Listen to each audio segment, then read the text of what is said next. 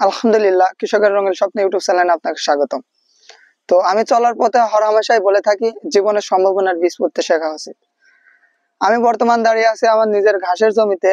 তো গত বছর আমি এখানে 5 থেকে 6টা কলার চারা লাগাইছিলাম। তো এই কলার চারাতে মোটামুটি 6টা কলার চারাতে 6টা কলার কাঁধ হয়েছে আর কি। তো আমি আপনাদেরকে দেখাই এই গাছগুলা কেমন গাছ লাগানো ছিল আর কিভাবে আল্লাহ আমাকে ভালো দিছে আর কি। তো দেখেন, এই কলার চারাগুলো পূর্বে এরকম ছিল।